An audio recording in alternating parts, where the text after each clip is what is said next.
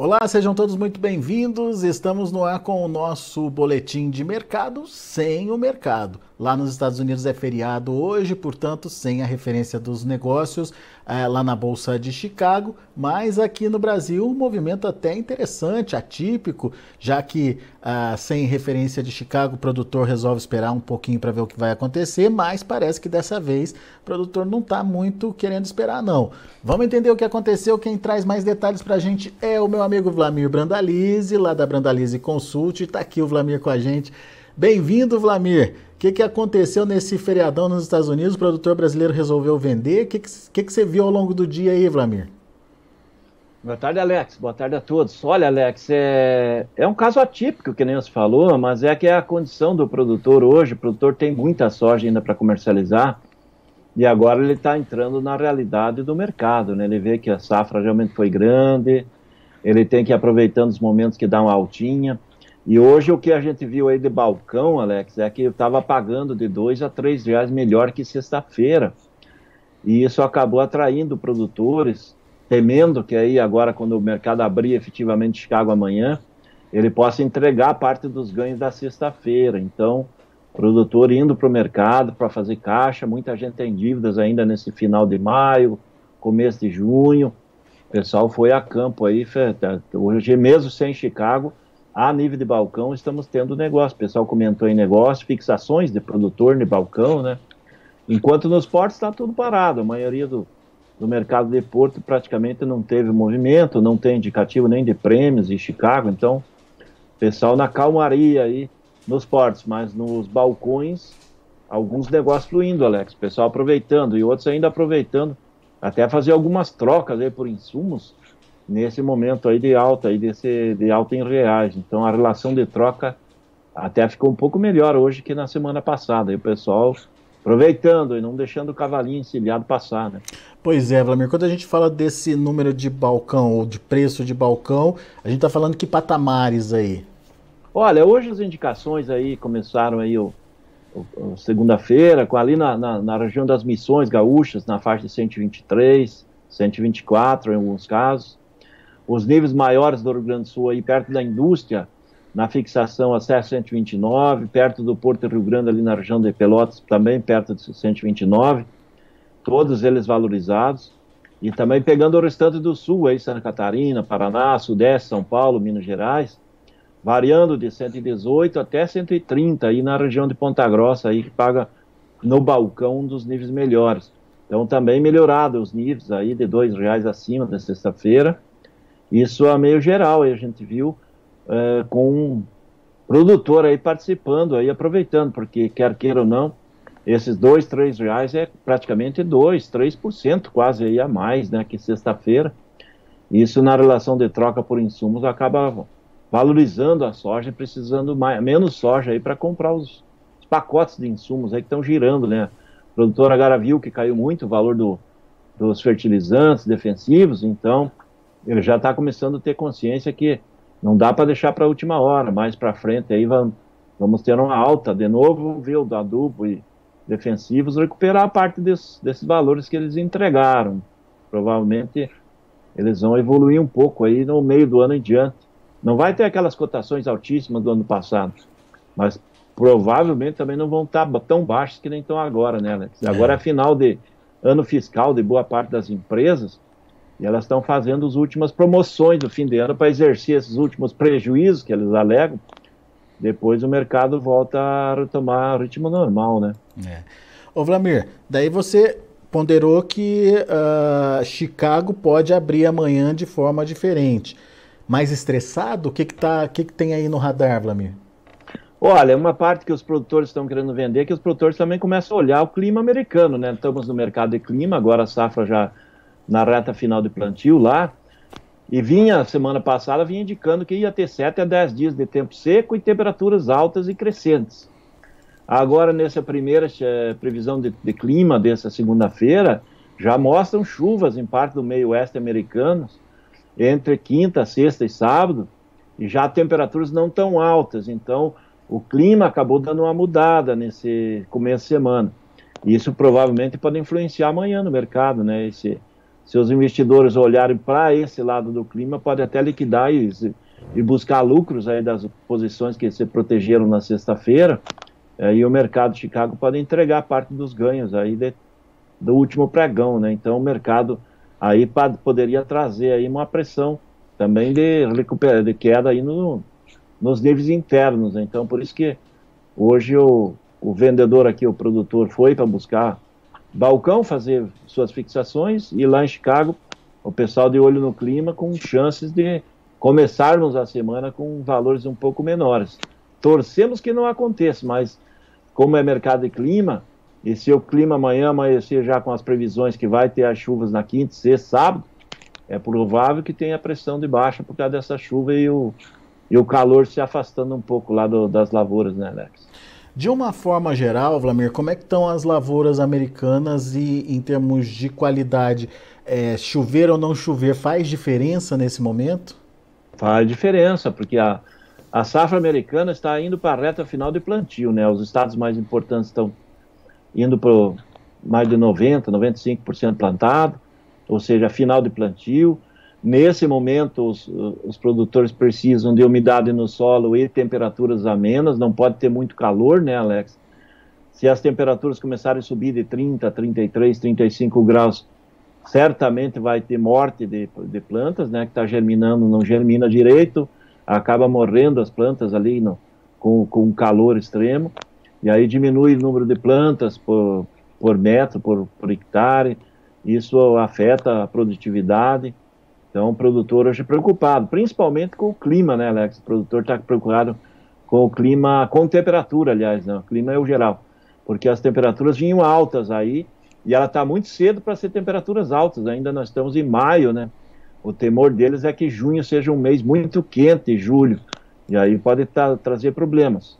Essa entrada de uma massa com chuvas agora, ser confirmada, vai dar uma amenizada na situação, e acaba dando uma amenizada nas cotações também, né? Né? Ô Vlamir, diante desse cenário, né, de onde Chicago deve ficar concentrado no que vai acontecer nos Estados Unidos, a gente tem que oportunidades aí para o produtor brasileiro? Elas viriam basicamente de Chicago mesmo, Vlamir? Olha, hoje nós não temos muito onde buscar apoio, né, Alex? O apoio, a safra brasileira já está toda colhida, a safra da Argentina já vai lá perto de 90% colhido, a Argentina já sabe que tem perdas grandes, já está consolidado. Agora, o que define o mercado já é a safra americana, porque os chineses têm comprado da mão para a boca, eles não têm atuado de maneira agressiva, eles estão vendo que tem volume, tem uma safra americana sendo implantada, então o mercado poderia ter dois pontos de apoio, né? Ou a China entrar mais agressiva comprando, não estão fazendo, ou problemas lá na safra americana, que tá, até a sexta-feira havia uma expectativa de problemas. Vamos ver como é que vai andar a semana, mas é uma semana importante de clima, que se não confirmar essas chuvas e as temperaturas subirem, certamente o mercado vai continuar subindo, e a posição novembro, que perdeu os $12 de suporte, e a posição mais importante lá em Chicago, ela pode recuperar, furar, né, agora é a resistência, essa resistência de $12, e o mercado ir acima e dar condições melhores aí à frente nas cotações a nível de produtor americano e da América do Sul também. Porém, vamos ver, essa chuva aí não estava no radar, não esperava que ia aparecer indicativos de chuva essa semana para atrapalhar o mercado, que começava a dar sinais que estava querendo sair do fundo do poço, né, Alex? Pois é, mais essa, né, Vlamir? Mas vamos olhar para a soja brasileira. Você falou da importância de ir avançando aí com as vendas, principalmente o produtor que está atrasado aí na comercialização. Por que, Vlamir? Qual que é o risco de carregar essa soja para um segundo semestre de repente? Olha, Alex, tem um risco, porque quando nós vamos chegar a agosto, setembro, são 2 meses que vai ter muito embarque de soja e milho. Os portos vão estar lotados novamente. Outubro já cai o volume de embarques da soja, mas avança o milho. E certamente o mês de setembro já está todo tomado. É um mês importante, em que daí os bases, os fretes, o custo de trazer do interior para os portos estão altos e vão continuar mais altos e o produtor pode perder um pouco deixando para frente. Se todo mundo deixar para comercializar lá para o final do ano, nós vamos ficar com muita soja, né, Alex? Porque hoje nós temos aí praticamente 67 milhões de toneladas ainda não negociadas, tem mais de 100 milhões de toneladas paradas nos armazéns, sendo que a boa parte já negociada desse volume, né?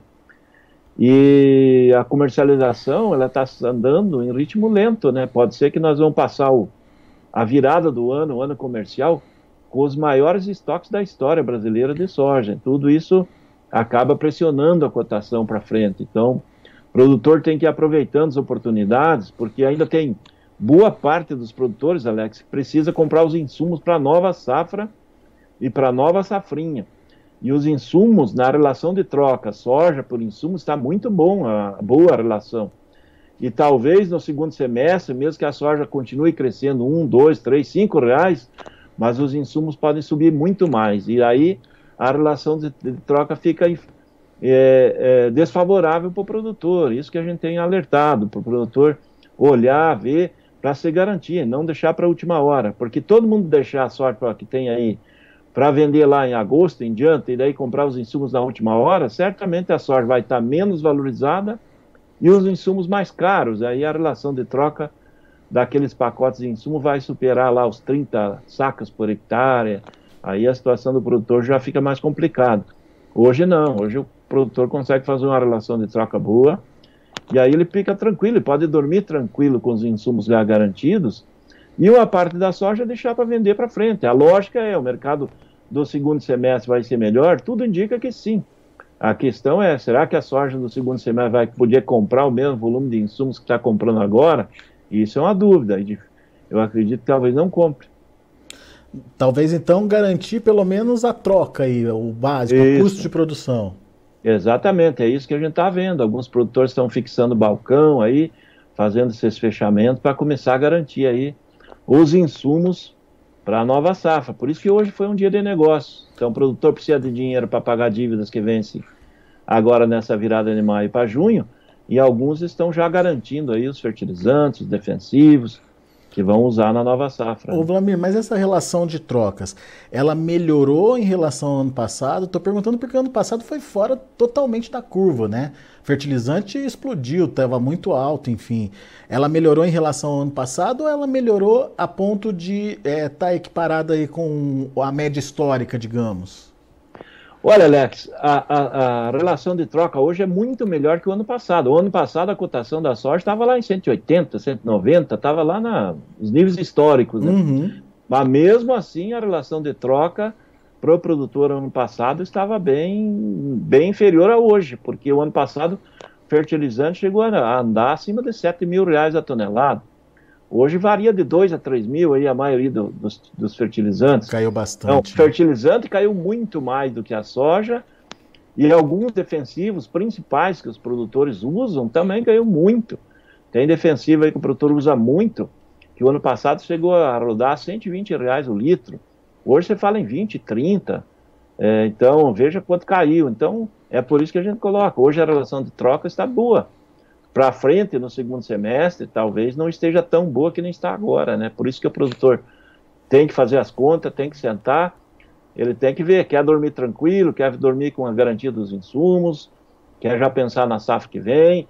Essa safra aí a gente tem que absorver ela, que as cotações caíram, realmente caíram, e agora vai ter dificuldade para voltar perto daquele do ano passado. Nós vamos, mesmo que cresça, ela vai ficar muito longe ainda do ano passado, né?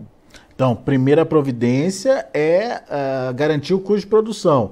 E daí o resto da soja, Vlamir, deixa para negociar no segundo semestre? Daí se o produtor está tranquilo, se ele pode esperar, o que nós vemos é que o segundo semestre tende a melhorar, né? Porque os prêmios já a partir de agosto em diante são positivos. Principalmente setembro, outubro, que é antes da chegada da safra americana ao mercado internacional, nós vamos poder ter ainda um pico de valores aí em função de prêmios melhores, pode ter Chicago também melhorando, dólar, então tudo isso pode vir a favor do produtor. Mas se todo mundo deixar para o segundo semestre todo esse volume de soja, certamente não vai reagir como ele tem chance de reagir se a comercialização da safra andar um pouco agora e for vendendo aí escalonadamente e não deixar tudo para outubro em diante, né? Daí vai sobrar soja no virar do ano. Ô Vlamir, e aquela possibilidade de demanda interna mais forte? Seja por conta do óleo, né? Produção de óleo para biodiesel, seja por conta de esmagamento aí para cumprir ou abocanhar o mercado que talvez a Argentina deixe, né? Isso vai acontecer, está acontecendo, e em que ritmo isso pode acontecer, Vlamir? Olha, já está acontecendo, Alex. Esse é um fator positivo para o mercado interno e para o produtor. Nós vamos precisar mais óleo de soja, nós vamos precisar para biodiesel uns 7 milhões e meio de toneladas de óleo de soja. Então vai crescer 1,5 milhão de toneladas de óleo de soja. Automaticamente, como você vai ter que esmagar mais internamente, vai sobrar mais farelo para exportação, para buscar esse espaço da Argentina, que ela vai deixando para trás. Então esse aumento da demanda do óleo, nós vamos ter um aumento da oferta do farelo e automaticamente a indústria vai aproveitar esse espaço aí. Então isso é benéfico. Mas a indústria não vai pagar mais do que vale, né? Ela vai seguir o mercado internacional de farelo, de óleo, de Chicago, do grão. E até porque não vai precisar disputar essa soja, né, Vlamir? Tem ela sobrando aí no mercado, né? Exatamente. Se nós tivéssemos uma necessidade que nem tem, da demanda aí, de crescer 1,5 milhão de toneladas de óleo, e não tivéssemos soja, como o ano passado, que nós tivemos uma quebra grande da safra, aí as indústrias já iam começar a partir agora do meio do ano, disputar o grão que tem, e o mercado ia subir constantemente, como aconteceu ano passado. Como a indústria está vendo que tem um volume gigantesco de soja para ser negociada, a indústria também não vai querer comprar muito cedo, porque o capital de giro está caro, o dinheiro não está barato, quase 2% ao mês o custo do dinheiro. Então ela vai comprando dentro das necessidades, porque ela sabe que o produtor também tem seus compromissos, vai vender aí constantemente, então isso vai dar o fluxo. Esse ano a indústria está numa posição mais confortável do que estava no ano passado, né, Alex? Pois é. Muito bem, então fica a dica aí do Vlamir. Primeira providência, garante seu custo de produção. Depois vai aproveitando para aos poucos ir vendendo e acompanhando aí as possíveis oportunidades que o mercado vai trazendo. Seja através de Chicago, seja através da melhora de prêmio, que já começa a acontecer a partir de julho, agosto, já tem prêmio positivo, Vlamir? Agosto em diante agosto já tem prêmio positivo. Tem, né? Julho ainda ele está na transição aí, 15, 20 negativo, podendo ir melhorando, mas agosto já é positivo, setembro bem positivo, outubro são os prêmios melhores, aí já na casa de $1, $1,10 acima do Chicago por bushel, então para frente os prêmios já são melhores, né? E quem sabe um dólar movimentando favoravelmente aí pro lado do produtor, né? Também tem essa condição também que pode aparecer, né? Vamos aguardar para ver. Vlamir Brandalize, muito obrigado, meu amigo, mais uma vez por estar aqui com a gente e nos ajudar a entender um pouco mais desse mercado, nesse feriadão lá nos Estados Unidos, mas como você bem lembrou, amanhã pode ser outra história por lá, principalmente por conta do clima nos Estados Unidos. Vamos acompanhar. É isso aí, Alex. Vamos torcer que o clima seja quente e seco, que aí todo mundo fica feliz, né? Menos os americanos, né, Vlamir? Exatamente, menos eles. Obrigado, Vlamir. Abraço. É isso aí, Alex. Até uma próxima. Um abraço a todos. Vlamir Brandalize Consult aqui com a gente, trazendo as informações do mercado. Hoje é feriado nos Estados Unidos e, portanto, não temos a referência dos negócios lá na Bolsa de Chicago. Mas deixa eu passar rapidinho para vocês a referência da última sexta-feira, que são os números que estão valendo, que prevalecem até agora no mercado. De olho na tela, então, a gente tem a soja fechando na última sexta-feira $13,37 por bushel para o vencimento julho. Agosto fechou a 12,61. Setembro, $11,98 por bushel. E o novembro, $11,89 por bushel. E vamos checar o milho também. Da mesma forma, o milho parado aí, sem alteração por conta do feriado. Julho fechou a $6,04, setembro $5,29, dezembro $5,34 e o março $5,43 por bushel. Muito bem, esses são os preços já lá na Bolsa de Chicago, são os preços da última sexta-feira, mas amanhã, ou melhor, a partir de hoje à noite, já tem mercado acontecendo lá nos Estados Unidos. Vamos ver como que os compradores ou os investidores vão reagir às informações de clima por lá. Segundo o Wlamir, tem previsão de chuva aí a partir de quinta-feira para algumas regiões dos Estados Unidos. Vamos ver se os investidores consideram essa informação suficiente para fazer derrubar os preços. Vamos ficar de olho no que pode acontecer lá em Chicago, então. Daqui a pouco a gente volta com outras informações e mais destaques. Continue com a gente.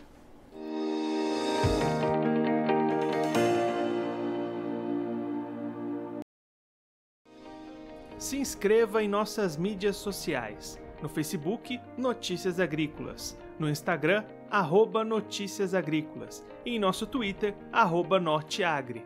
E para não perder nenhum vídeo, não se esqueça de nos acompanhar no YouTube e na Twitch, Notícias Agrícolas Oficial.